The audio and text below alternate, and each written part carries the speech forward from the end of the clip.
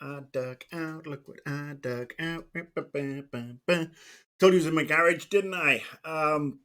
And it's interesting that this week a game sort of like came out of the past in the last couple of days, and it's a game that was announced back in 2009, and now it's making headlines for all the wrong reasons again.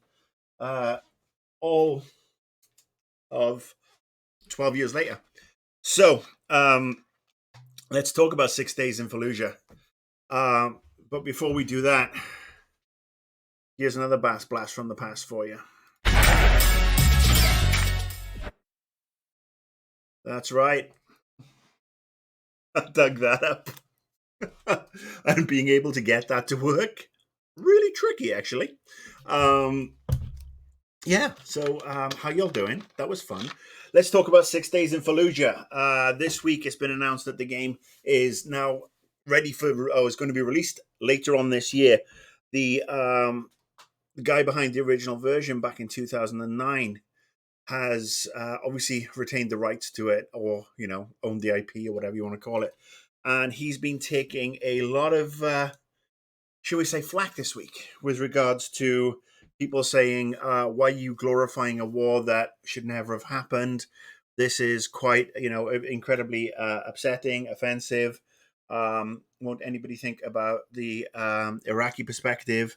The Americans were guilty of war crimes by using white phosphorus during the Battle of Fallujah. And this, like I said, this all stems back to 2004 and a particularly nasty battle during the Iraqi war in, unsurprisingly, Fallujah. Now, obviously, this game was announced by Konami in 2009, and then it was 86 by Konami pretty quickly, because they got a bunch of bad press right off the get-go. And it wasn't necessarily bad press from the video games people. It was the mainstream media, who at the time, unsurprisingly, were total Luddites when it came to video games. Video games should only be played by children. Video games, oh my God, think of the children. They're turning people into drug-addled rapists. Blah, blah, blah, blah, blah. And this was 11 years ago. It was a worst time. It was. At least now, to a degree, the mainstream media has caught up, even if it's because of the dollar signs that they get because they're streaming esports or whatever they're doing. Like, they're doing esports. Obviously, I'm drinking just water, but I'm just taking it slow. All right, so Konami bailed on the game in 2009. And at the time, I had a little website called annoyedgamer.com, and I wrote a blog post. I did, discussing exactly this. And I'm going to call this up now and use the right computer for a start, because I've got my laptop and my main my main machine. And I basically discussed where it went wrong for Konami in 6 Days in Fallujah back in 2009. And this was coming from the perspective of somebody who'd worked on a bunch of military shooters. I'd worked on tax sims like Rainbow Six and Ghost Recon, and then I'd worked on Delta Force Black Hawk Down for Nova Logic. And Delta Force Black Hawk Down in particular had been a problematic launch, because it was based around a very sensitive real life military tragedy that had happened not long before. Obviously, there was the movie that Sony Pictures put out with Josh Hartnett and a couple of other guys. You think Ewan McGregor was in it as well. And obviously, when Black Hawk Down was announced, we had a shit ton of controversy about it. Everybody's coming out saying, "Oh, we're profiteering off the deaths of American soldiers. We're traitors." Blah blah blah. And we had to go, we basically had to go and really sit and talk to people and explain how we were treating it, how you weren't allowed to shoot civilians in the game, how we were recreating that main mission, but then there were also other missions based around US maneuvers and US actions in and around Somalia at the time. And we showed them the game. And we talked to some actual veterans who'd been on the ground. They came on board and they were serving as technical advisors. They came on board and introduced us to some people to talk to. And the more we talked to people and the more we showed that we were actually trying to do this respectfully, and we agreed to work with a group called the Special Operations Warrior Foundation, which was a um, organization who helped provide, I think it was scholarships for the children of fallen soldiers. A portion of the proceeds of the game was going to go to that. And people started to come around. People started to look at the game, started to play the game, and were like, oh, okay, this isn't Counter-Strike. This isn't run around, shoot people indiscriminately, and look like a crappy American. And so we went through all that, and then a couple of years later, when 6 Days in Fallujah was announced, Konami didn't do it properly. They didn't announce it properly. They didn't give it the respect it deserved. They didn't look at it as, this is a very sensitive topic. We need to handle this in a respectful manner. They looked at it as in, oh, Battlefield, Medal of Honor, Call of Duty, they make shit tons of money. Our games aren't quite as good anymore. We need to get in on that cash cow. Gimme, gimme, gimme, gimme. And so they announced it at the same event as they announced Saw, for fuck's sake. You know, the Saw movie game adaptation. Not exactly the same level of reverence and respect you really want to play to a sensitive subject. And that has and that was basically the beginning of the end, because everybody jumped on it. They hadn't done their homework. They hadn't really talked to anybody. Even though the people developing the game had worked with veterans, none of that really came to the fore. And then all of a sudden, Konami did what Konami do, and Konami go, cold feet, let's go back to Dance Dance, Metal Gear Solid Snake, Saw, Silent Hill, screwing over Kojima-san. Whatever, that's what they do. They have, for the longest time, they had the best soccer game, and then they just screwed the pooch on that one as well. But yes, they didn't treat it right. Now, fast forward to this week, as I jump to another web page. You see, multitasking, and scrolling. This week, Peter Tamte from Victura. Peter Tamte was involved in the original game. He had worked for a while building military simulators, simulations that were training the soldiers. And that's something, again, at Novalogic we'd worked on with Comanche and a couple of other titles over the years, where that stuff was actually put into simulators to train soldiers, which is an incredibly, cool aspect of training people without killing people. Wouldn't it be great if all wars were just virtual? But anyway, I digress. So he's back on the scene this week. He's formed a new company. He's got investment. Work has been going on this game behind the scenes, and this week they announced that it's coming to Steam, or it's coming to PC, and it's coming to unnamed consoles. Well, obviously the console thing, that's going to be up in the air, because you need permission to publish on PlayStation and Xbox and Wii. Maybe it'll come to Stadia. They need all the help they can get. Obviously PC, way more open environment, way more open market, and it could go on Steam, it could go on Epic, assuming they want to dip their toes in, or it can just be a direct sale from a website and you buy the executable, with some sort of DRM on it.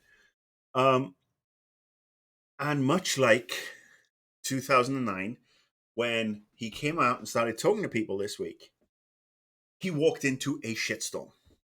A huge shitstorm. This time around, the shitstorm is not necessarily focusing on the aspect of the game that he wants to push, or he says the game will show.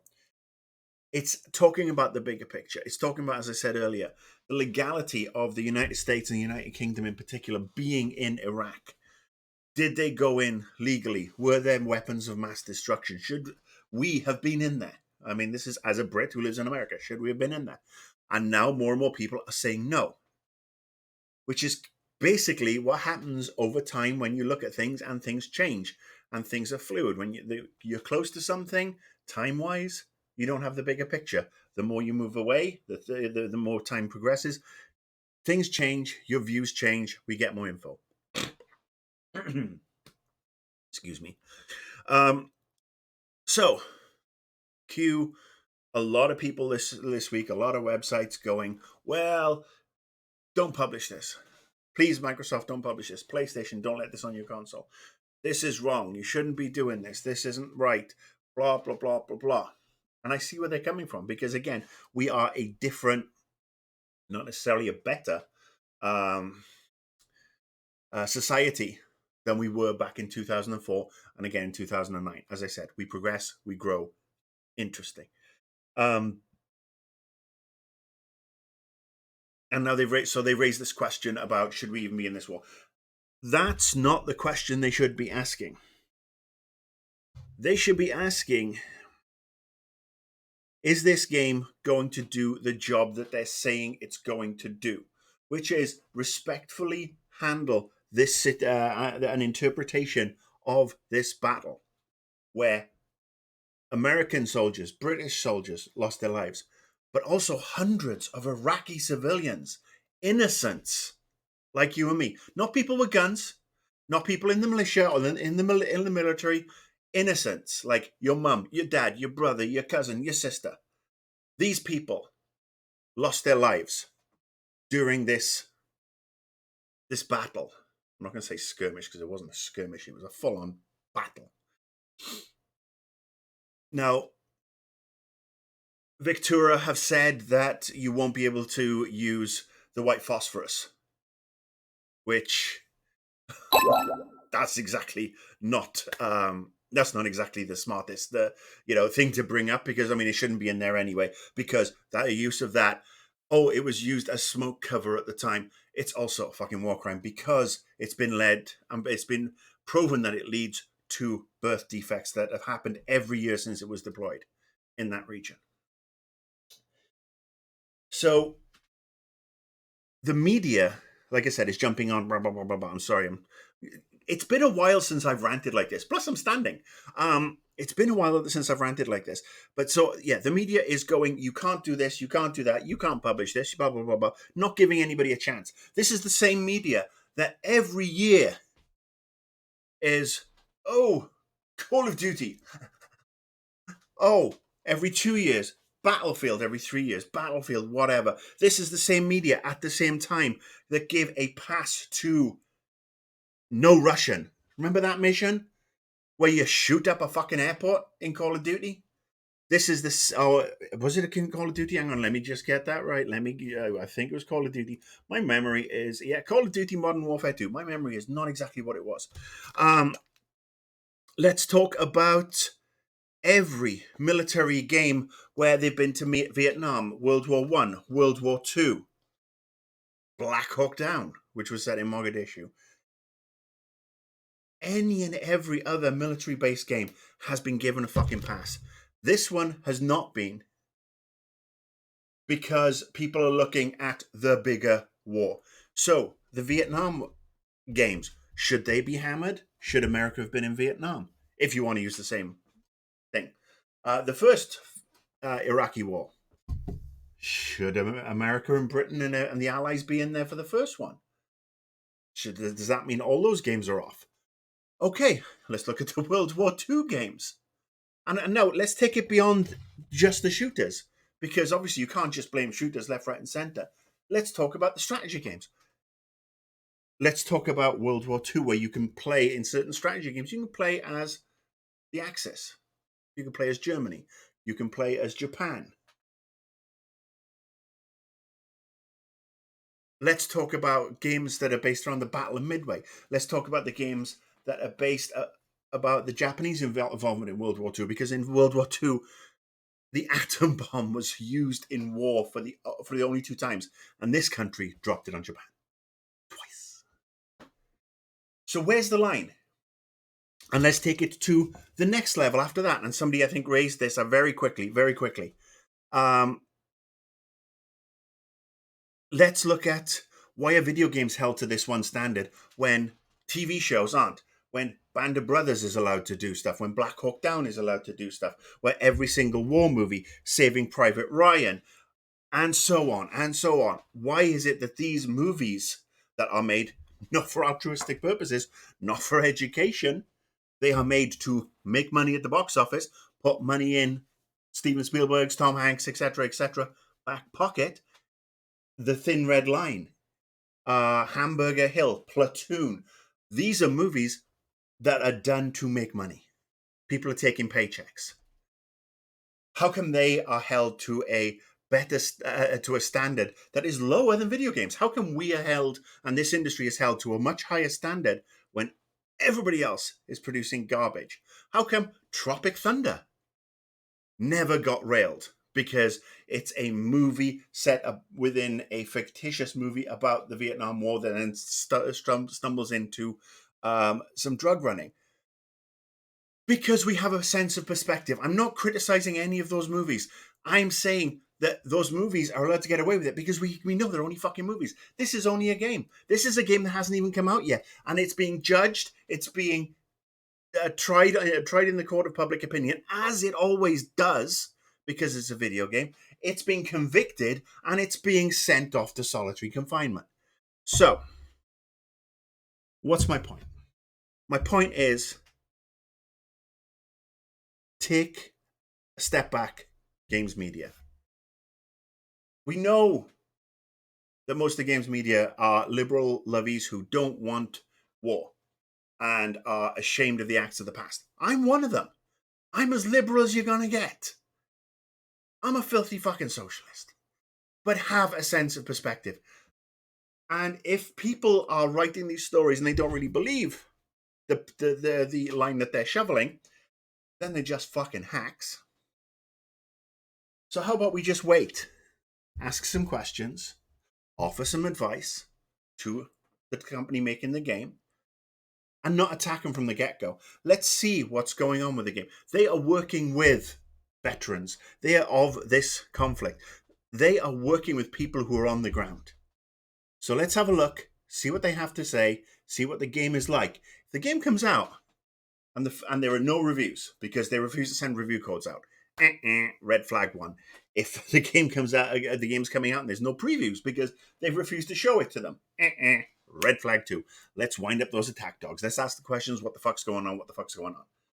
But if they're open and transparent, they let you play the game at preview and they play the game at review before it comes out and say, this is what we've done.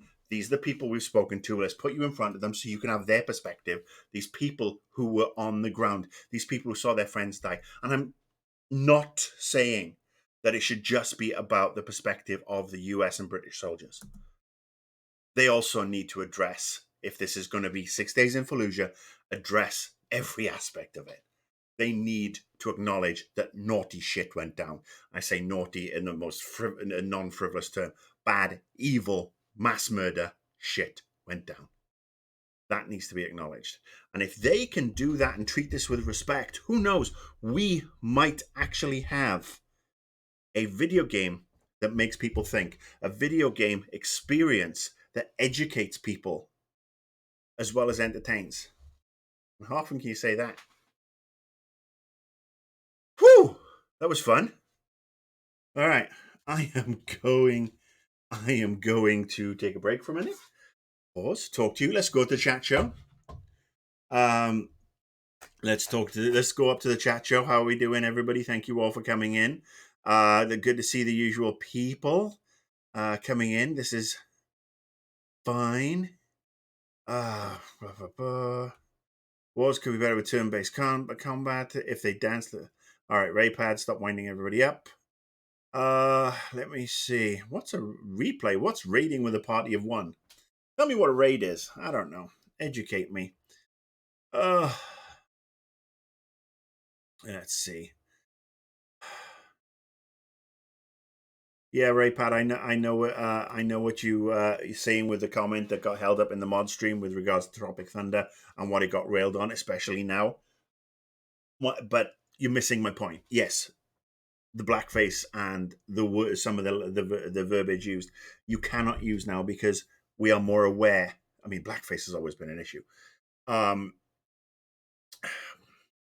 look, and I can never experience what a person of color goes through, and when they see somebody in blackface.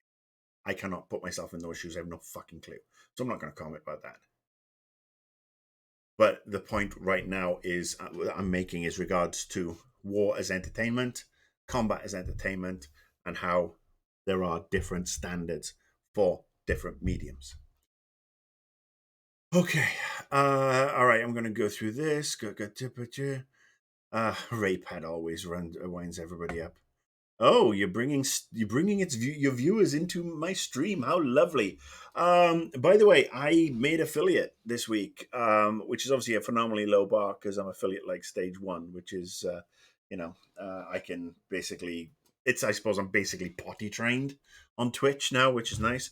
Don't know what that means. Apparently, the hell I've now got a couple of things at the top on my chat screen that say gift a sub now to be number one.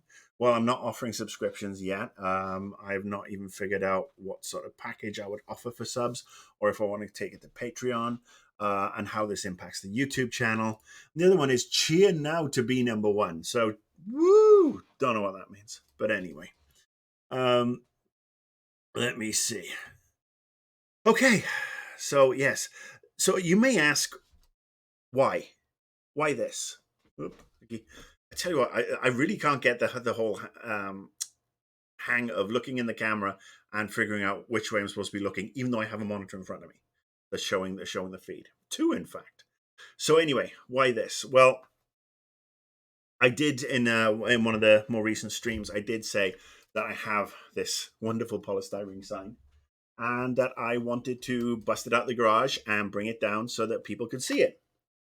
And then last night, lying in bed with the missus, we're watching TV, our show finishes, and I'm like, I have the YouTube app on my Apple TV. And I wanted to show my wife the YouTube channel and how many subscribers and all the other things it's looking. So I, you know, click YouTube, search Marcus Beer, and up popped a bunch of Olden Eye gamers. And Invisible Walls is, and some other stuff that would just basically had my took my name in severe vein, based on some of the more controversial things I've said over the years. And look, hey, I didn't want to be notorious in certain aspects of the internet back in the day. I wouldn't have opened my mouth. You got to take the rough with the smooth. But a couple of the AGs that came up via YouTube that are on the Trailers channel that is owned by IGN now, apparently, which means they're making money off my content, my old content, because I never signed a deal with IGN. They have my stuff, and in fact, I can probably put a copyright flag on that. Anybody who's a lawyer, please let me know, because Annoyed Gamer is my IP and has been my IP for best part of 10, 15 years. 15 years, probably. Um, but anyway, these two, a couple of these popped up. One of them was talking about depression and how depression is a thing, and I talked about some of my issues. Then another one was talking about people posting shit on the internet, like having conversations in League of Legends and typing shit that got misconstrued, ended up in somebody else's um, field of vision, and led to a kid who was 18, 19 at the time, having just typed something stupid in some smack talk with his League of Legends friend, going to jail, where he had the shit kicked out of him every day, and God knows what else. He had to put him into solitary on suicide watch. And it was basically, this was me in circa 2012, saying back then, be careful what you post. And I was like, wow, okay, so Night Gamer wasn't all me just getting and getting arseholy. Even though I say so myself, I did some good shit. We did some good shit when with the Game Trailers team, and that kind of made me feel good because let's face it, last 4 years in particular, things have not been good for my health. And when I had the heart attack, I did suffer a traumatic brain experience because I was dead. 18 minutes I was down, and they were trying to keep me going. And that's going to have an impact. Unfortunately, the doctors who've given me the examinations on the old noggin and asked me the questions have said the elasticity of my brain, because I play video games, helped me bounce back way quicker and better than they ever could have hoped for a man my age. However, I do have problems with my memory. Now, some of it is trauma induced. Some of it is down to the drugs that I'm on. And when I say drugs, medication. I'm not on the coke, not on the pipe.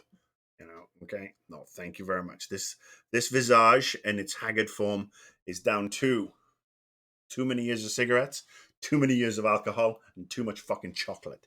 And let's face it, if I could do it all again, I'd probably do it exactly the same way. Maybe cut the cigarettes out and tone down on a couple of other things. But I love chocolate. Chocolate's the best. So yes, that's the point I'm getting to, which is why I tend to meander, is that all this combined, the traumatic brain event and the medication, I forgot about a lot of my Annoyed Gamer stuff and the sort of stuff that I covered. Certain things stand out. Certain episodes are there, obviously. And I think I did maybe 50 episodes across, maybe even more across 2 years. But still, it was, and some of them were crap, some of them weren't. But it's nice to remember that shit wasn't too bad. That's the point I'm trying to say. And that's what got me digging this out. Sorry to go in a total roundabout way. The dog was just wandering in. Spike?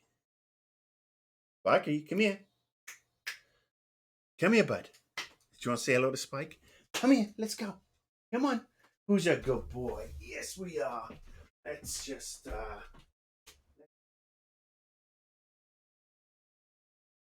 all right, I'm back. Look at that.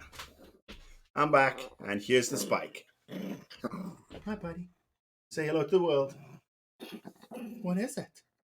I guess that's... He doesn't really want to be on camera. You know? You want to say hello to everybody? Oh, look at that. He's looking at himself and freaking out. Like, dude, what's going on? All right, you want to go? Off you go. My little lifesaver. All right, he's going to lay on his Doctor Who blanket now. Marcus is the Welsh Dave Chappelle. Only if I could have 1/10 of his talent and 1/10 of his money. Okay. He's a teacup poodle. He is a teacup poodle, and he is my little lifesaver, and he needs to get out of the room, so I'll be right back again. Go back. Good morning.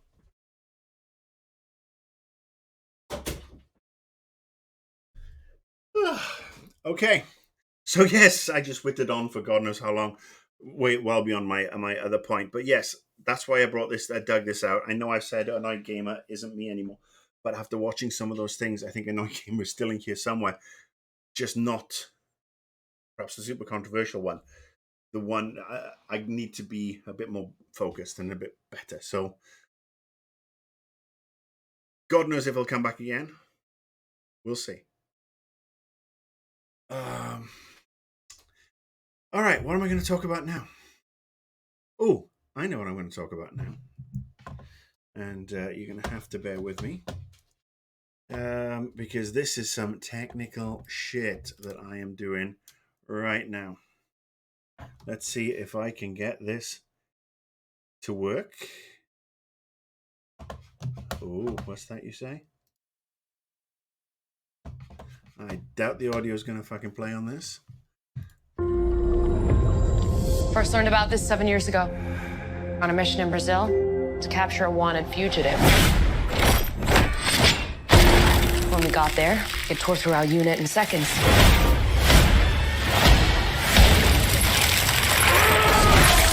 The target had superhuman abilities.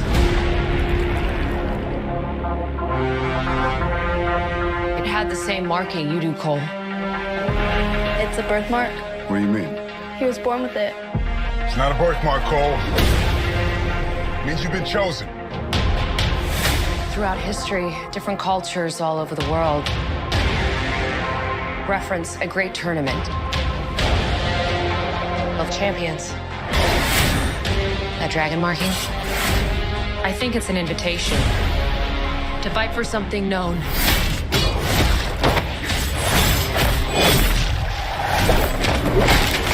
As Mortal Kombat. These are your champions. I'm Sonya. That's Kano. I'm Liu Kang. Name's Jax. Kung Lao. Lord Raiden, the fate of Earth is in our hands. No matter how many of my people you put in the ground, we will not fail. Kill them.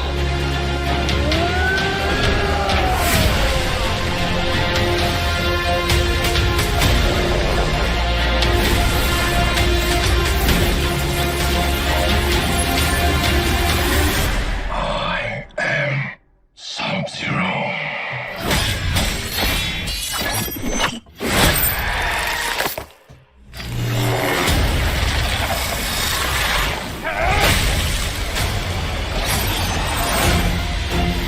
Get over here!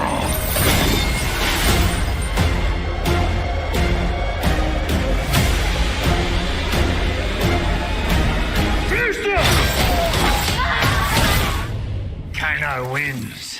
You fucking beauty. Well, there you go. How about that for some Mortal Kombat type action? And how impressed are you guys? Look, this old man has finally figured out how to drop another screen in and set up some scenes. I had a little intro sequence for him, for a minute as well. I'm quite impressed with myself. Really quite, achievement unlocked. 50 years old and is finally learning some basic technical skills. Oh, you've got to chuckle. So, what do we think? Mortal Kombat. As somebody, I think Raypat said, it is a CW level bunch of actors. That's not necessarily a bad thing because I happen to like the Arrowverse and what they've done with The Flash, and Supergirl really picked up season 2, in my opinion. I haven't seen the new Superman and Lois or whatever it's called, but there's nothing necessarily wrong with that CW level. I will say that for all its shortcomings, the first Mortal Kombat movie had a couple of things going for it. Robin Shou as Liu Kang, thought he was excellent. Christophe Lambert, the only Scotsman in the world as Connor McLeod with a French accent, he brought some gravitas and some humor to Raiden. It was a shame he was replaced for part 2. But, it did have also the best soundtrack song. The Mortal Kombat song. Mortal Kombat. That is just awesome. That really got the movie going for me. I loved it. The rest of it was a bit meh. The Goro that they had in the original one was pretty shitty. But I mean, again, we're talking about 96, 97? That was a long, long time ago. So yes, they've upped the budget. This is coming to HBO Max and the theaters because, let's face it, I'm not going near a theater. So I will watch it.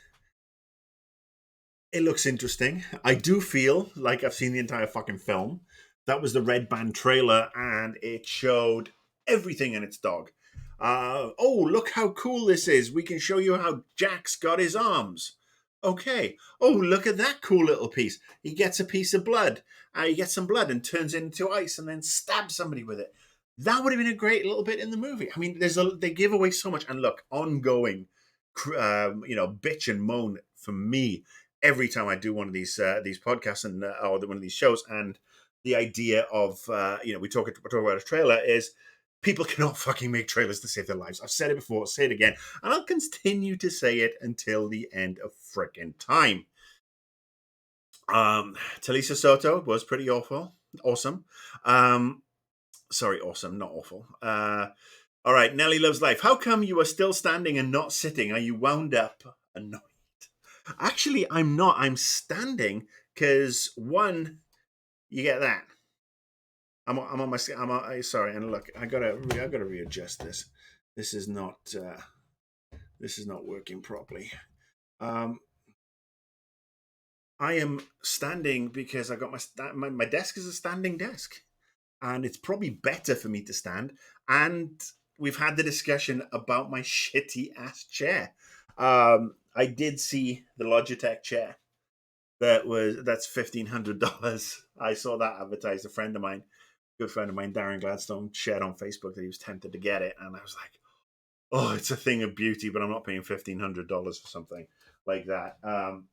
But I am going to stand. Standing is good. Standing desk, get the circulation going, get my stand minutes. This is good. I'm not that annoyed, but I also think better on my feet. I think I'm a bit more energized, and this is how I used to do Annoyed Gamer. This is what it used to be like. Me talking. Admittedly, there'd be better bullet points, better production values, and all that fun shit. But evening, David. So yeah, that's why I'm standing. That's why I'm standing. Feel free to clip whatever you want. Let me know what the clips are. Yes, and standing around. Look, when you were 50 years old, as what I is, and you are grey in the hair, grey in the beard, scarred in the chest, you have to have some sort of cardio exercise. The days, unfortunately, while we're in the pandemic and until I've got the vaccine, which should be around the middle of next month, I should get jab one. I'm eligible here in California as of the 15th of next month, so fingers crossed. So this counts as exercise. This is me moving around. I mean, back in the old days, you know how I used to think before I did a show?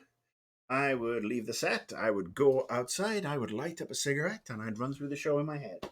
I'd have a copy of the script or the bullet points, and I'd go, bah, bah, bah, bah, bah, bah, bah. And I can't do that anymore. For good reason. But I can go, water time.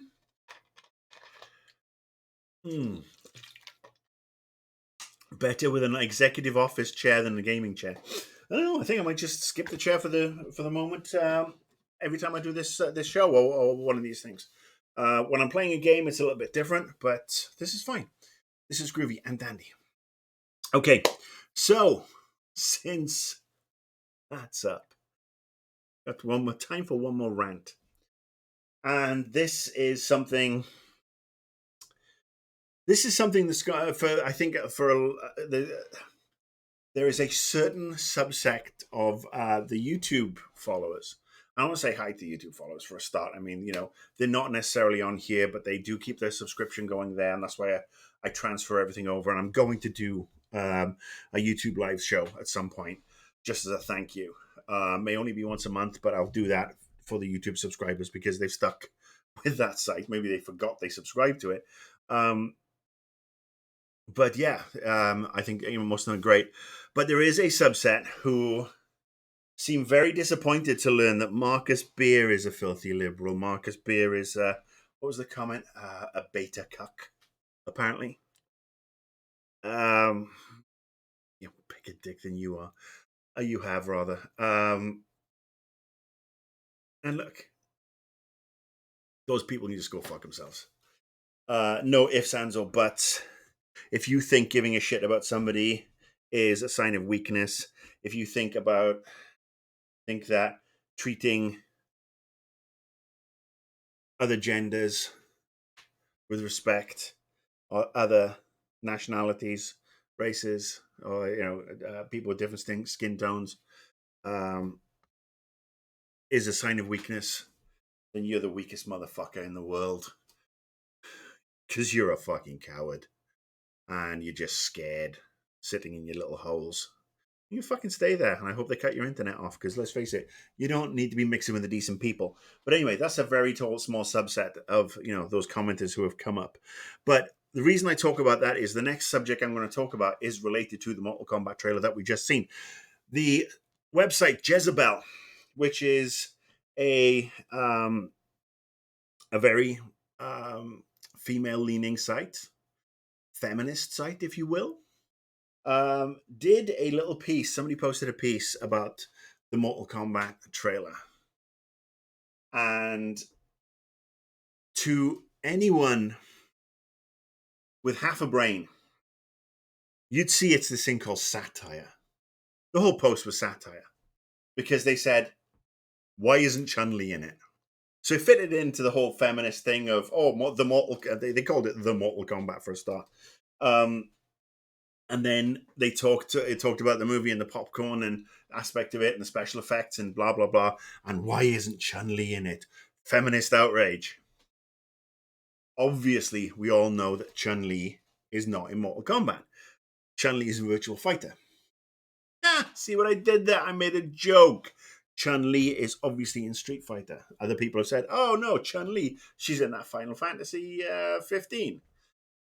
A bit of humor, because guess what? We got it.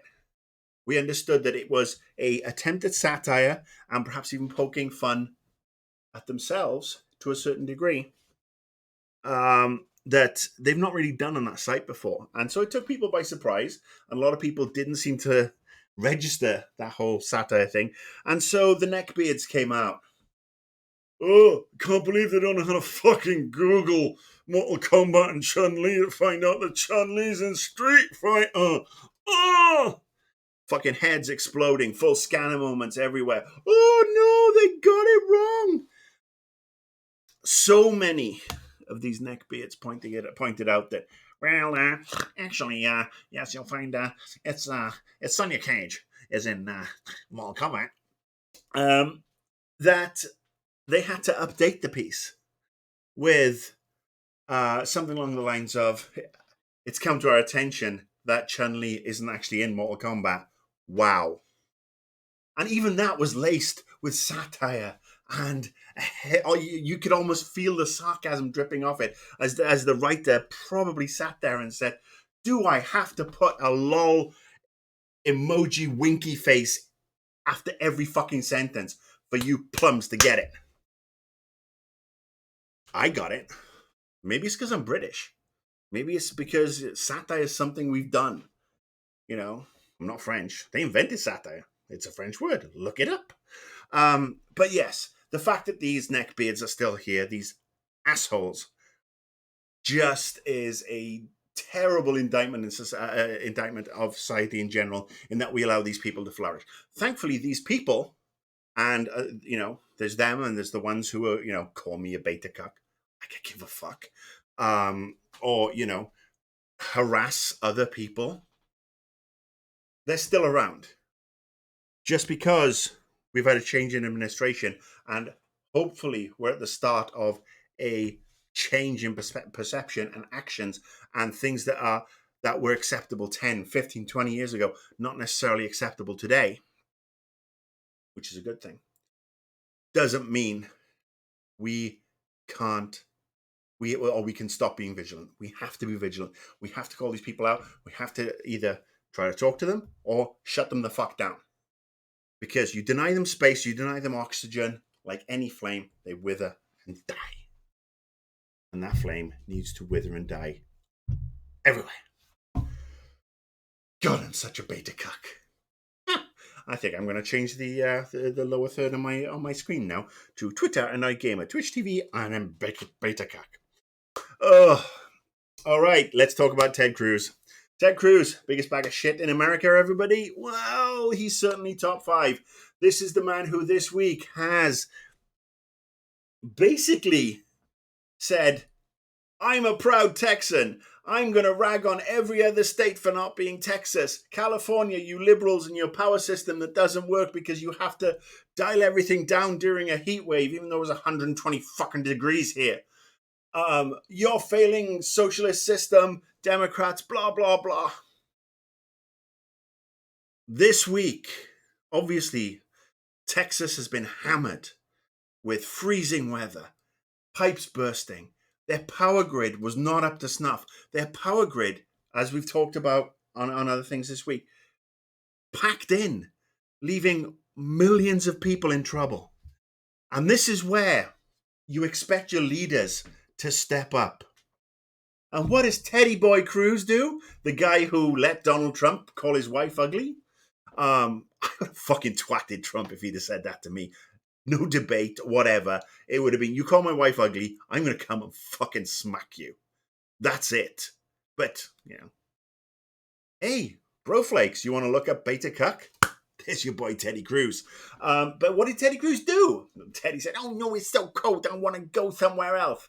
I'm going to go to Cancun. And off he flies. Well, he gets to the airport and he gets recognized. And then everybody's like, oh, where are you going? Where are you abandoning people? Why are you staying here to work? Why aren't you manning the phone banks to get money in? Why aren't you talking to the mega churches to get them to open up for people who have no, nothing, have no heat, have no water? Why aren't you trying to solve some problems? Unlike the rampant little douchebag he is, he blames his kids. Well, my kids wanted to go to Cancun, so I'm just taking them, and I was always going to come back immediately. Until we saw the group text and we saw the records of the flight purchasing that he was going to stay in Cancun at least till Saturday. So yeah, Texas, when you vote for shit, you get shat on. Remember that. Ooh, something just made a funny noise. I'm wondering what it was. But anyway. And then not only that, this dickbag has a dog. Dog's name is Snowflake. Snowflake looks a lot like Spike, like my boy. Snowflake was left alone in the freezing weather with just a security guard to look in on Snowflake. I don't know if it's him or her. And there's a picture, and I retweeted it, of this poor little poodle puppy sitting at the door alone. Now, everybody's like, oh, well, not everybody. The crew supporters are saying, oh, well, he had a security guard to look after him, so he was being fed. Well, a security guard was maybe feeding him, taking him out for a piss. But dogs, especially small ones like that, are incredibly sensitive, and they need love.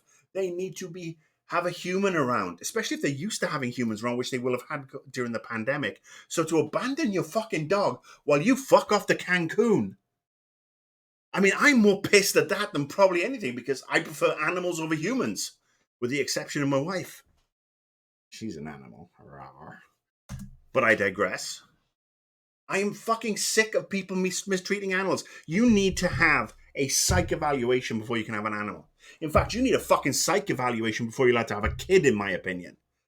Kids, guns, cars, pets.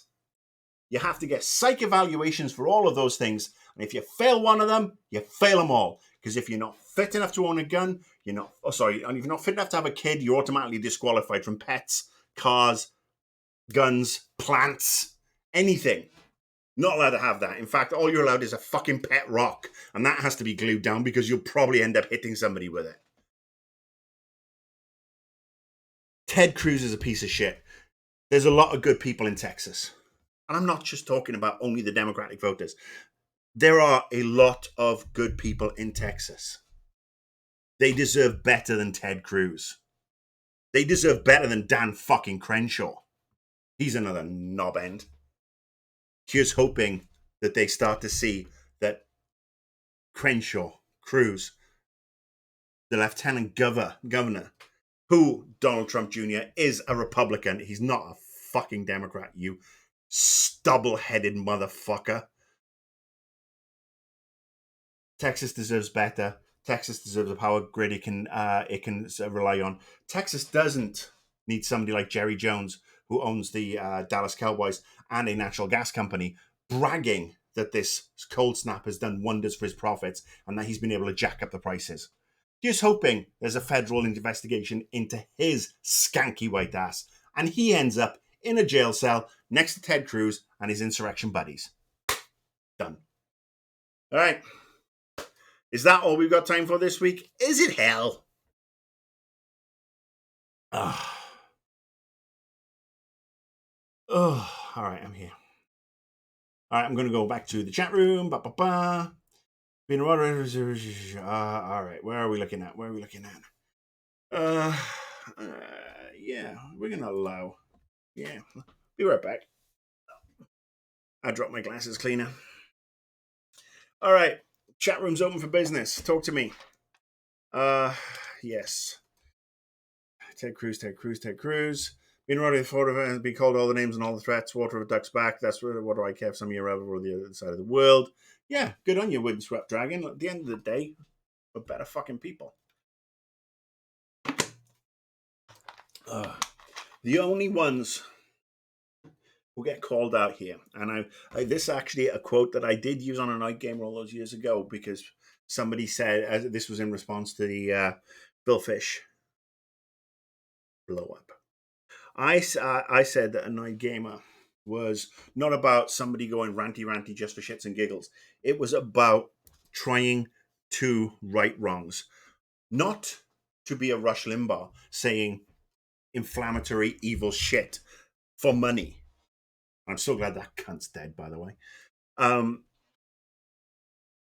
It was done so that the people who didn't have a voice then, obviously we all know there's a voice now, but there wasn't a huge voice. A lot of the media was, we're going to cozy up to the games developers and publishers because they're our bread and butter. We're going to continue to suck the Nintendo dick because that's what we do. And to this day, a lot of them are still doing it.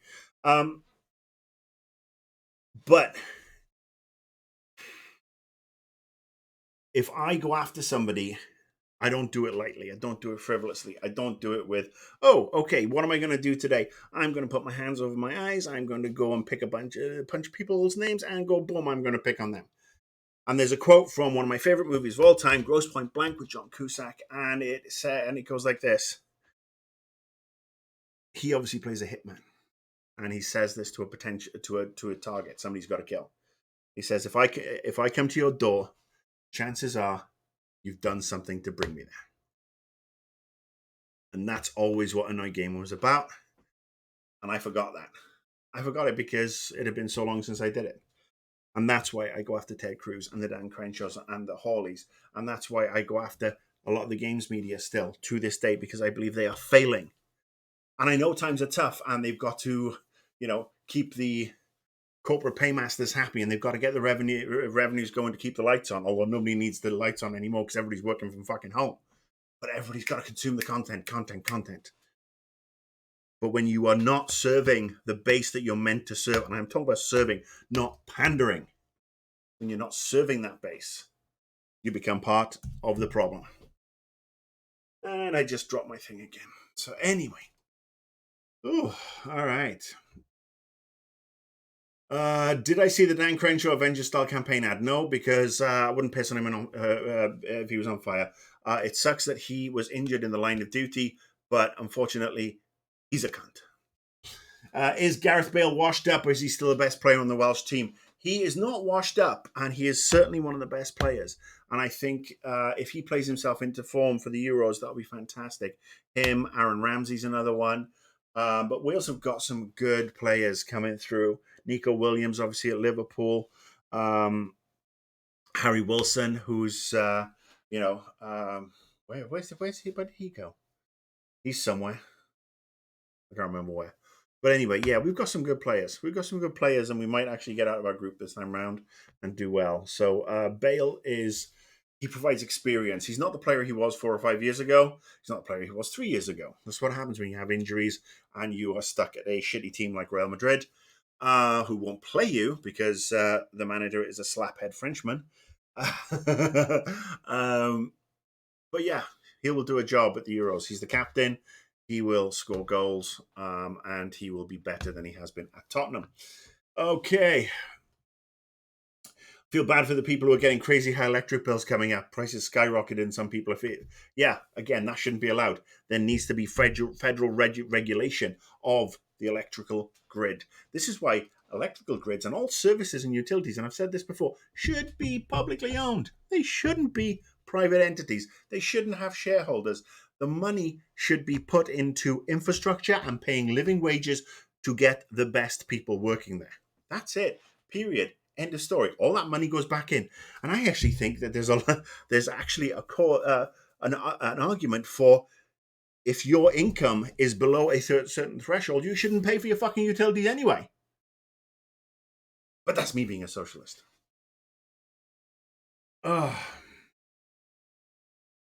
That's right. Wilson went to Cardiff. That's right. I liked him up until then. Fucking Bluebirds. Swansea boy, what can I say? Swansea going well. 2 games in hand, over the top. 2 teams, and if we win both, top of the league, promotion, back to Premier League this year maybe, which would more than make up for my beloved Liverpool having tamely and meekly over the last 6 weeks surrendered the Premier League crown. Good result against Leipzig this week, though, but you can't look beyond Man City. The Man City is going to do so well, and I think they're going to run away with the league. They already have, and they've done so well. The defense has been great. They're scoring goals for fun. Nothing's getting in their way. Can't argue with it. Our only hope is to get maybe back close to them into second place and have a good European run. And then invest and have some fully fit players for next season, and then we'll go again, as they will. Okay. Do I think Liverpool will actually get the win over Everton? I think I watched the Leicester game, and yes, there were some brain farts towards the end, but on the whole, the performance up until the equaliser was actually pretty strong. I thought they played pretty well, and they've played well in fits and starts. The Leipzig game was a culmination of there were none of the mistakes. Alisson had a good game. Oblak, the new centre back, he played much better. So there's an understanding. He's only been at the club 2 weeks, but there's an understanding developing. So if Fabinho's back this weekend, Hendo's back in midfield, and then we've got a midfield of Hendo, Gini Wijnaldum, and either Thiago or Curtis Jones. And I think it's really, really close between the two of those. In fact, because Curtis Jones has been fucking phenomenal this season. Yeah, so I think we can beat Everton. Cut out the mistakes, play a little better, have a couple of injured players back, and we'll be eating some toffee at 5:30 on local UK time on Saturday, 9:30 my time. Okay. All right. So I'm gonna press this button. I have no idea what it is. So you are going to have to share with me in the chat room what this does. Okay. Cheer your way to the top. So what does this do? I've got weekly top cheerers. What the fuck is a weekly top cheerer? Let's see.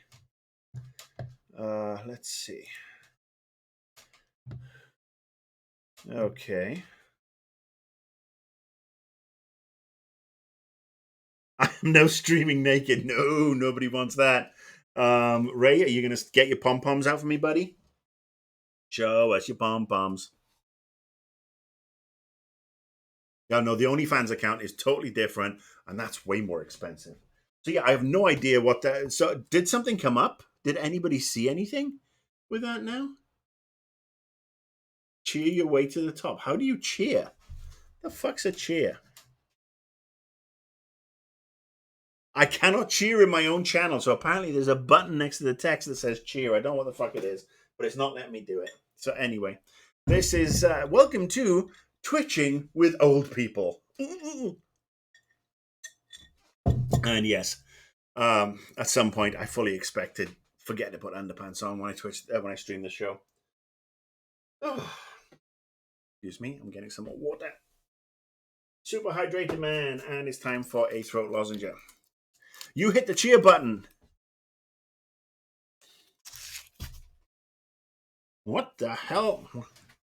Okay.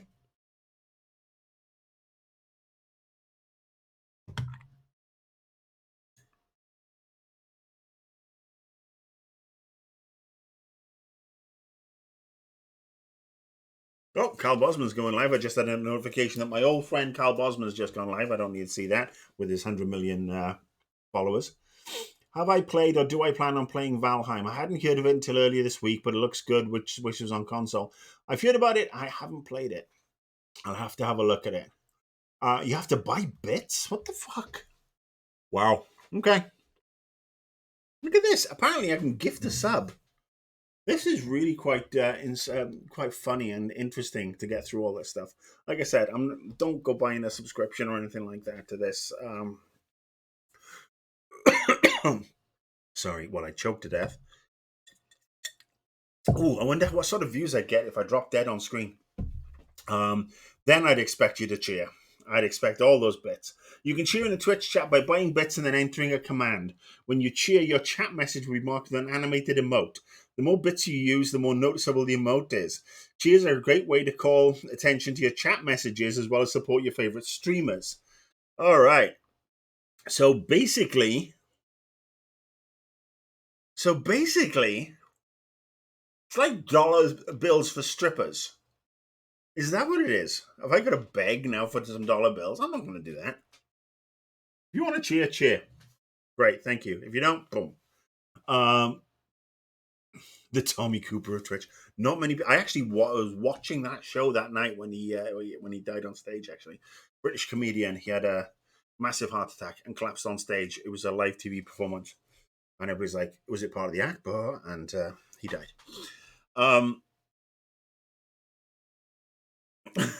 If I strip, we might get some serious. If I strip, we might get banned.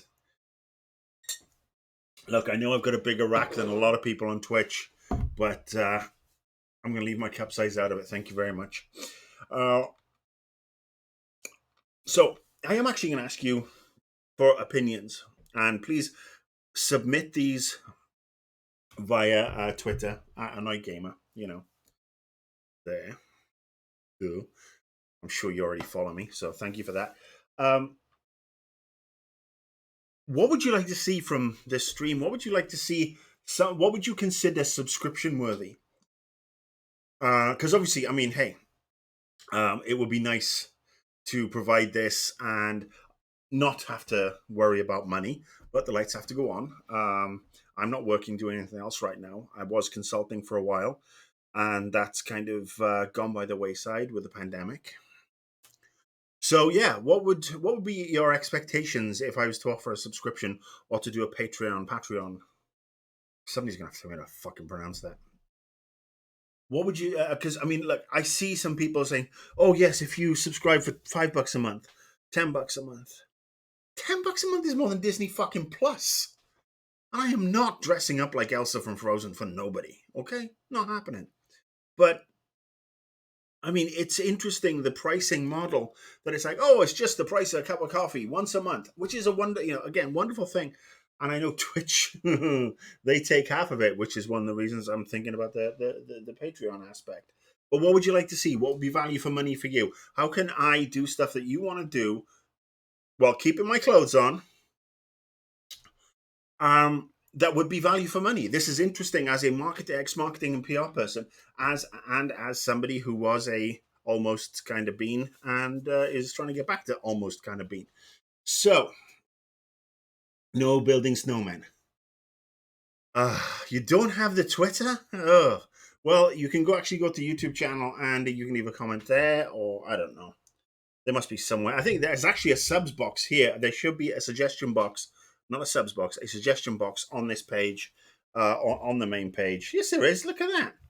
Look at that. Look at that. See? Right there. Suggestion box.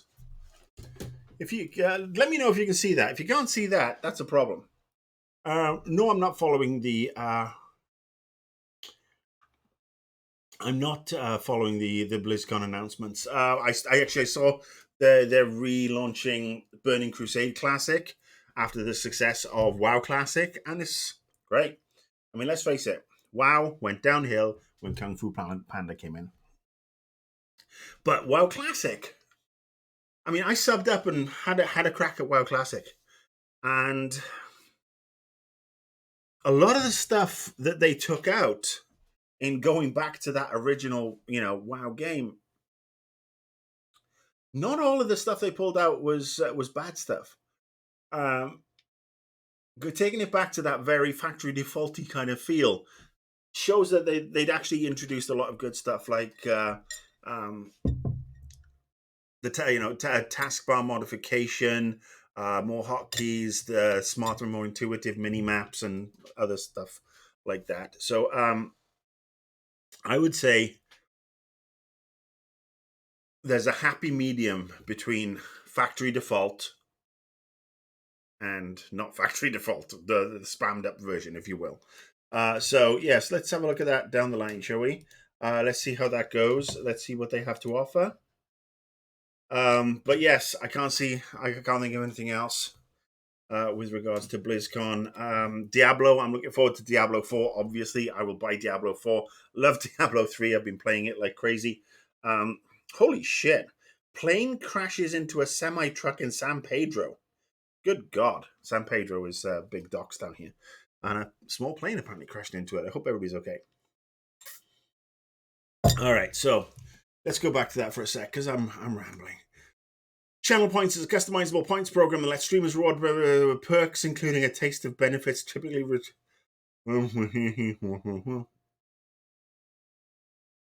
Okay. So there's more fucking reading for me to do. I'd be game for some kind of podcast, but this is basically a one-man podcast already. This is a one-man podcast. This is a one-man...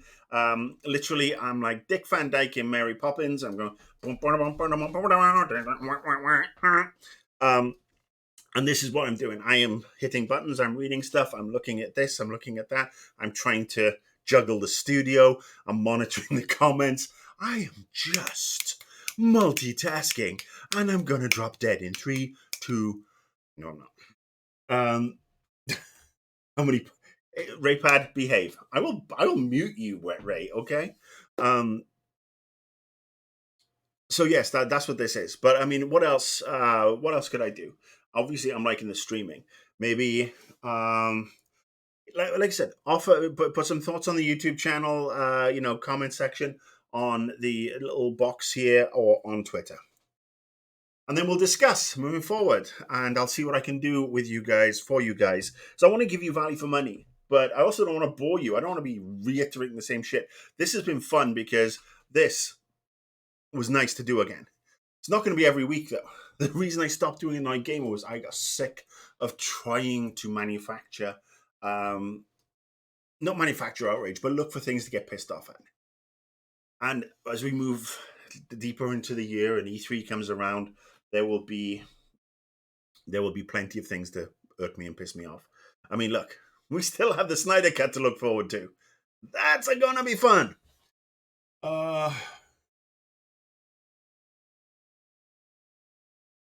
That's what I need Discord for. All right. Okay, well, I've got Discord. I haven't set up a Discord channel, but maybe I'll have to do something like that as well. But this is good. You guys are way more knowledgeable than me when it comes to this sort of stuff. I don't know what Discord was for the longest time, but I knew what Slack was. But yes, thank you. Suggest this shit. It's good. I need this. Yeah, I want to do stuff at school.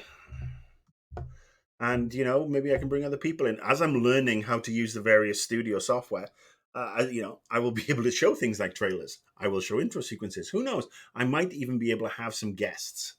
I might even get enough people watching so that I can ask somebody else to help me out and maybe kick them a little something. Because that would be fun too. Not because I've seen how the pros are doing it. It's like, I've got 150,000 people watching me wipe my bum. And the reason I can respond to the comments is my mum is sitting in the corner on the laptop monitoring them and passing me the toilet paper.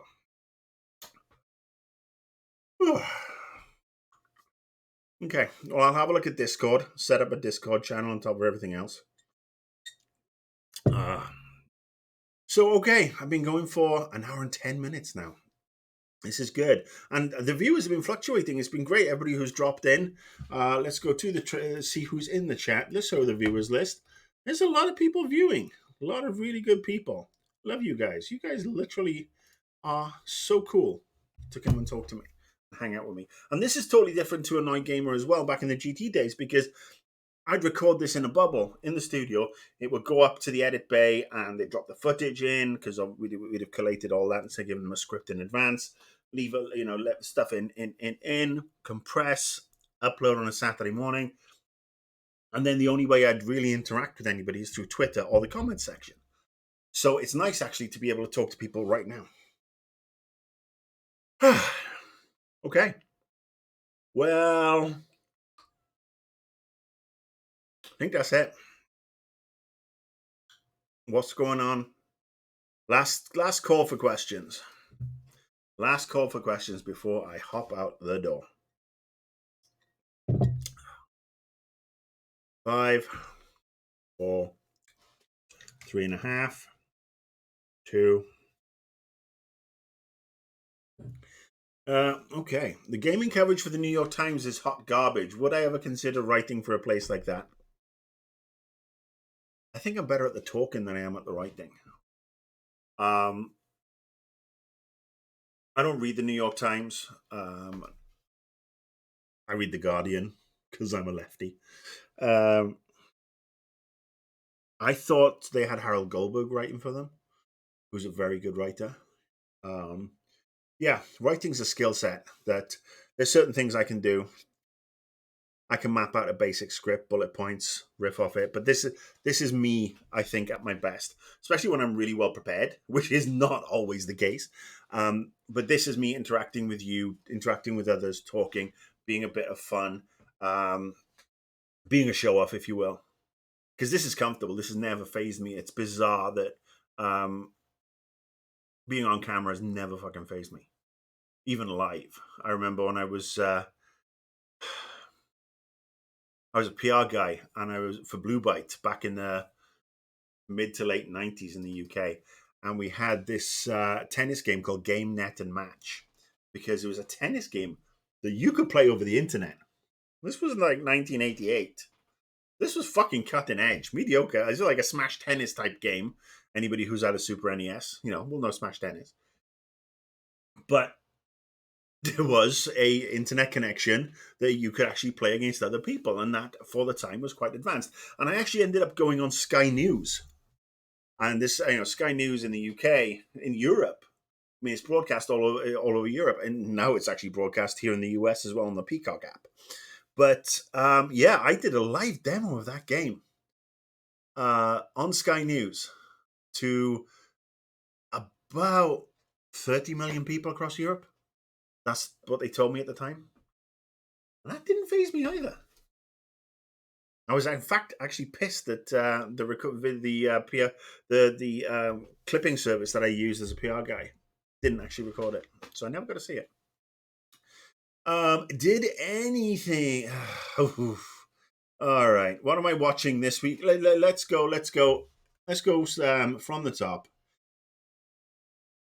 Nellie Loves Life, WandaVision. I've already seen the episode. I'm not spoiling it for anybody. Go watch it. It's spicy. Still too short, though. But this time there is an end-credit scene, a post-credit scene, unlike every other episode so far. So make sure you watch for after the first credit section. And then we'll talk about it next week. All right. Did I watch the Nintendo Direct? Did anything catch your eye? Well, I didn't watch it live, obviously, because I was streaming Cyberpunk. I totally forgot about it. I was like, why is nobody watching my stream? I get a little more people than this usually. And then it came to my attention that Nintendo had fucking scheduled their Direct opposite my stream on purpose. Bastards. So no, I didn't. Look, it's not... Nintendo have not said anything of interest for me in a long time. And I'm not going to pretend otherwise, because I'd be doing you a disservice. I'd be doing me a disservice. You don't come here because Marcus is going to talk about Super Smash Brothers Brawl Underpants Edition, or he is going to dribble about Skyward Sword or Super Mario Baby Maker, whatever the fuck the latest game is. I'm not that demographic. I'm not that interested in it. I am not that qualified to talk about it. Nintendo does something naughty, like announcing the Switch 2 is being made by babies, and every baby that every time they don't sell a new Switch, a baby gets kicked in the nuts. That's where I'll get involved.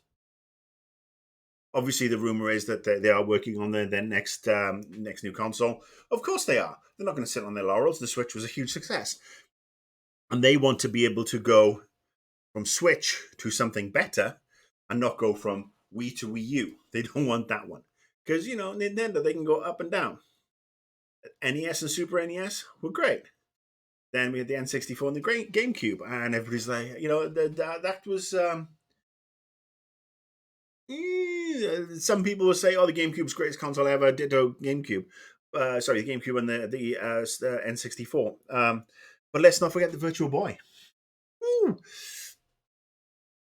So yeah, Nintendo have had a huge success rate, but they've had a couple of missteps. Wii U was obviously a huge misstep. They won't want to repeat that again from the heights of the Switch. So the fact that they are working on a new console shouldn't surprise anybody. I just hope it's not a slightly snazzier version of the Switch, because that would mean that Nintendo are now making their hardware to match their software, because their software is a slightly snazzier version than the last iteration. All right.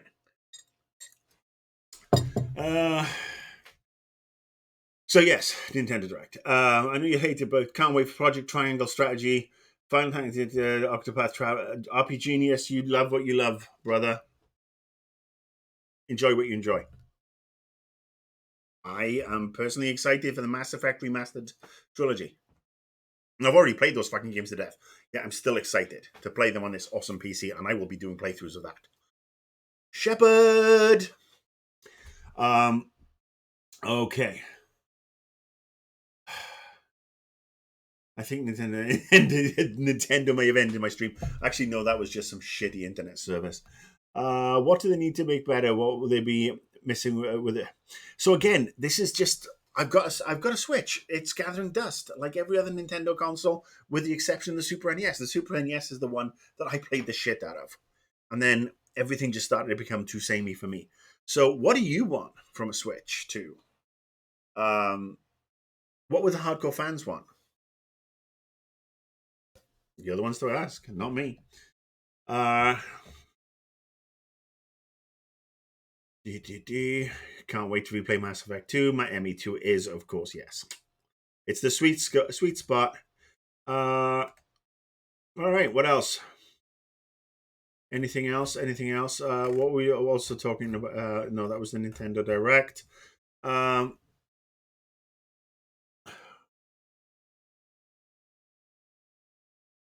going to allow that.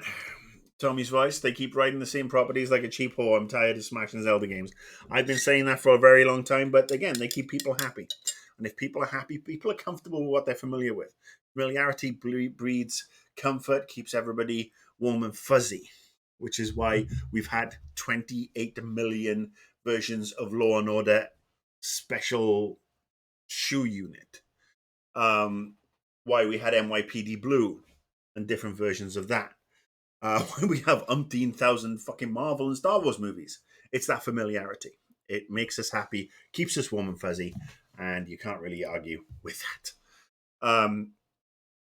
Although people can, like me, will argue, but I'm not the demographic, so why should I stop somebody or judge somebody for liking something like that? I have my own fucking guilty pleasures. Do you know how many times I have watched When Harry Met Sally? Oh, for that matter, You've Got Mail. I'm a fucking sucker for Meg Ryan.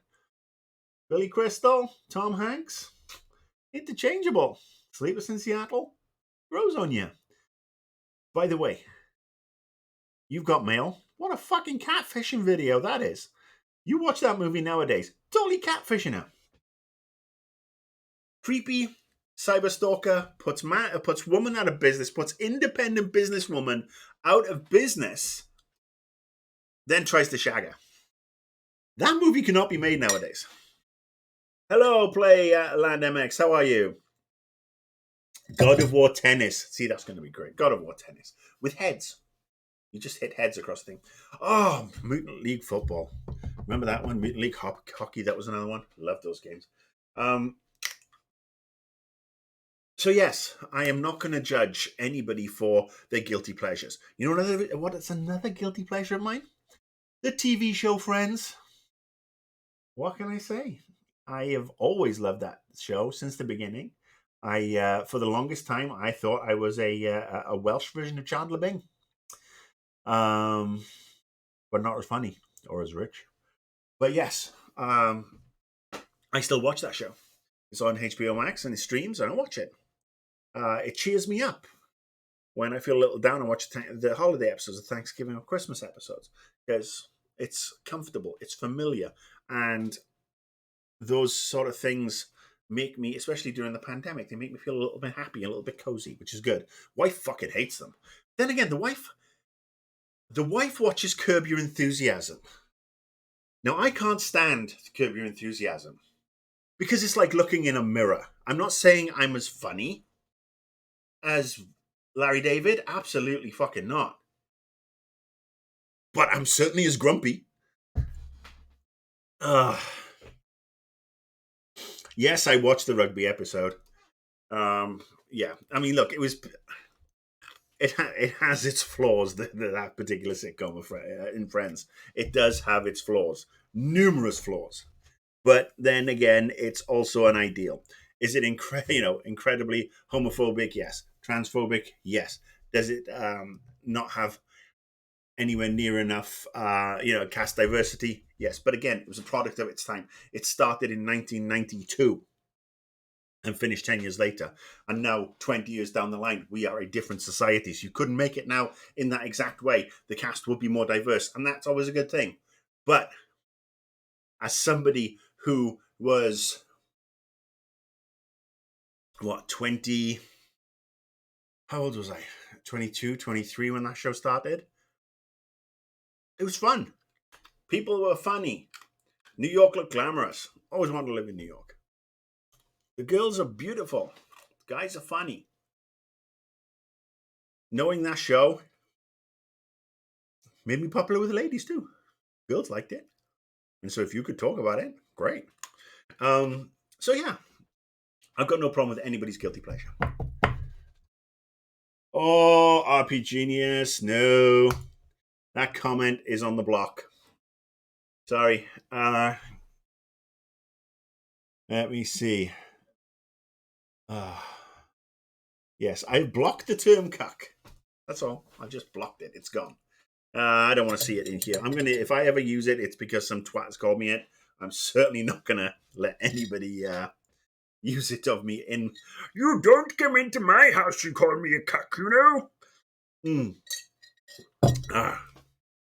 Yes.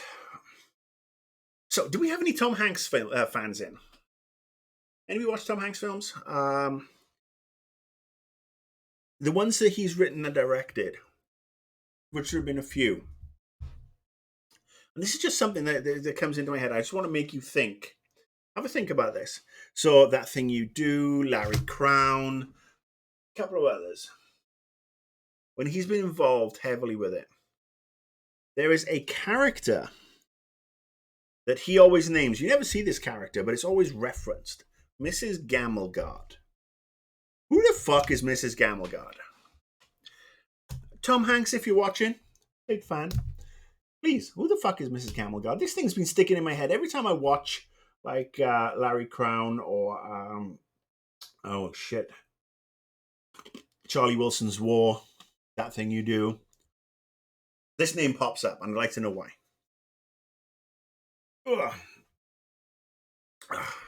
Fred Ross, Unagi. All right, we're talking about Friends again now. So anyway, all right, what else are we talking about? Look at me, I'm 124. been going for hours and hours and hours on end, and people just keep on coming in, and it's great. And I'm such a good host that I don't want to leave.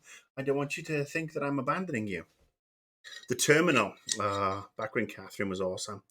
Catherine Zeta-Jones from the Mumbles, innit? My old neck of the woods. Was anybody watching Prodigal Son on Fox? I dig that show. I admit, I'm sorry, as I'm crunching, very rudely crunching my my throat lozenge. Prodigal Son is on Fox here in the US, and I admit, I started watching it for one reason, and that's Michael Sheen. Michael Sheen. I can literally say that me and Michael Sheen go way back, in a very, very sort of like tenuous way. When I was a kid, I had ambitions of being an actor. Unfortunately, I didn't have any fucking talent, but I love to get up on stage. And this is why look at me now. This is me showing off and being whatever I am. If I could write good comedy, I'd do stand-up comedy again. But anyway, yes, I was a member of something called the West Glamorgan County Youth Theatre. And we did plays. We did David Copperfield, Lark Rise to Candleford, a couple of other things until I left for, I was in there for a couple of years. Michael Sheen was there, and he was always the one with amazing talent. And there's obviously, there's a bunch of other people who are in there, gone on to be professional actors in the UK, and in Wales especially, and they are phenomenal. Gone on to different aspects of theatre, design, movies, amazing. But yeah, I acted with Michael Sheen when he was a teenager, and so was I. And so obviously, him being a local boy, somebody I've knew a long time ago, and somebody who is a fucking decent human being. He's a Port Talbot boy. He stands up for what's right. He is he does a lot of charity work, so much so that his ethos is, I will give as much of my money away to charity and support good causes, and if I need to make more money, I'll go do another job and pick up another paycheck. And on top of that, he's a fucking good actor. I mean, if you've seen The Queen, if you've seen The Damn United, Raypad, you should watch The Damn United if you haven't seen it. He was obviously, yes, he was actually in Doctor Who. He did an episode of Doctor Who, the Neil Gaiman one, The Doctor's Wife, where he was the voice of the energy force that takes over the TARDIS and steals it. He was in Underworld, obviously. Yeah, so that's why I started watching that show. And it kind of sucked me in. And I really like it, because I like, again, being... it's basically, I think it's because as I get older, I spend more time in front of the TV. Pandemic certainly helps. But, I mean, our Mondays and Tuesdays are 2 4-hour blocks, two 2-hour blocks of Fox in this house. On Mondays, we have 911 and 911 Austin. We love those shows. Police, first responders in particular, who are amazing. I'll always have a special place in my damaged heart for first responders after what they did to me. And then Tuesdays is The Resident, which is the wife's show, and then I watch Prodigal Son. And it's just a fun, really interesting, creepy, at times, show that I'm glad, which is the Silence of the Lambs inspired show on CBS. Along with, when you get to a certain age, you watch CBS. You really do. And anybody in the UK or Europe who doesn't know where the ads are for supplements and for things that might give you a longer erection or stop you being incontinent, or memberships to old age pensioner groups like the AARP. And so my wife and I have started watching more and more CBS. Obviously, CBS also has the Premier League. Not the Premier League, sorry, the European, the Champions League, which is great. Love that. But yes, my wife and I watch Clarice. We started watching the Equalizer. We watched The Unicorn. We've obviously watched some stuff on CBS All Access, Interactive, whatever the fuck it's called. But yeah, when you get to a certain age, you start watching certain channels, and I'm certainly at that age now. Vault. I old, and I've been rattling on for 90 minutes now. Yes, his portrayal of Tony Benn. I swear, you need to watch The Damn United. If you haven't seen it, that's the Brian Clough story when he was in charge of Leeds United for 30 odd days. Would I ever consider it? If they wanted me to pop on and have a chat, absolutely. I fucking love it because I love those guys. Do I think they need me? No. Would I need the bump from them? Probably. But that's where they're off doing their thing, and it's just amazing. I've got them on my rotation stream, so chances are, if you log into this channel at any time, you'll either see some of the Easy Allies people, something from Sifted. I know I don't know how Shane's doing. I've been very remiss. I need to reach out to him and check in on how he's doing. And a couple of other people, work through the rota on my thing. So yeah, I love these Easy Allies guys. They don't need somebody like me around. It would be lovely to chat with Mr. Jones again and Damiani and those guys. If they asked me to pop on to do an interview, a chat, whatever, I'd love to. But I'm not gonna certainly, expect them to do it because they are doing absolutely phenomenally well, and I love them. So I hope that answered your question. Final Bosman, obviously, the Kyle Bosman channel is another one that I dig as well, even though he plays way too many Nintendo games and JRPGs. But that's who Bosman is. Oh, I miss him. He's such a nice guy. I worked with so many nice people over the years. It really is nice. Oh, okay. I am going. Any interest in the Netflix Pele documentary? Not really. Look, I admire Pele as a player, but I think it's gotten to the stage that he's become he's more famous for being Pele than he is for being a football player. And I don't know.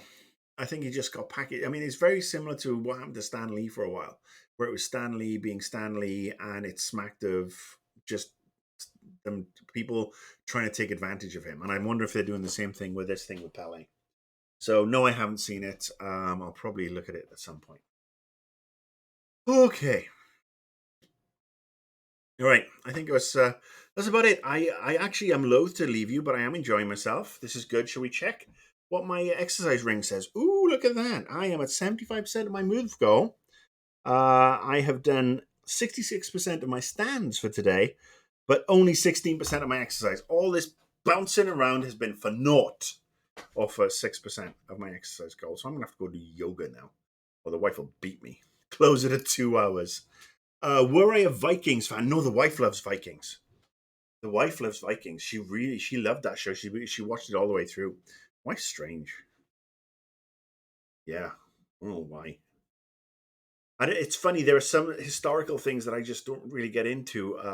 The wife binged Bridgerton, whatever the fuck that is. The Crown, another one I can't really get into because it kind of lived it through. Because not obviously going back till World War II, but especially the most recent season of The Crown. My understanding is that takes part when I was alive and indeed living in London with the Diana tragedy. Although I will say there is one episode of The Crown, I think it was last season or the season before, where they covered the Aberfan tragedy.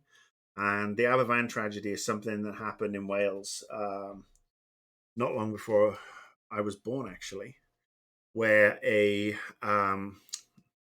where the coal board basically had not been following regulations, and Wales was famous for its mines, lots of coal, fossil fuels, natural resources. And the mining system brought up a lot of rubble and coal bits that were just dumped on top of other things to create these fake mountains. And Wales is quite a wet country.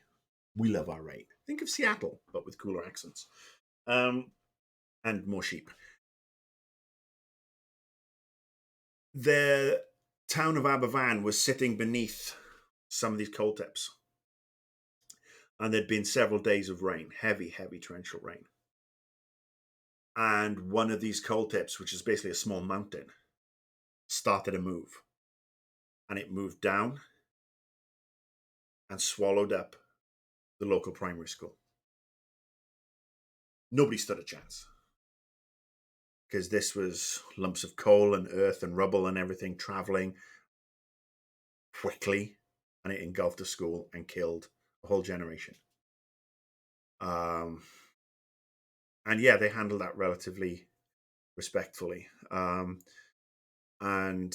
the one that, I mean, obviously it's a big disaster in Wales and something that we learn about as school kids. But one of my uncles, who unfortunately passed away last summer,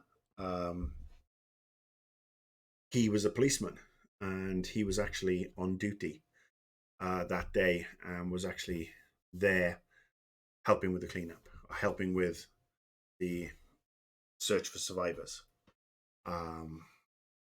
So yeah, the Crown, sorry to get a little bit maudlin again, but the Crown handled that pretty well.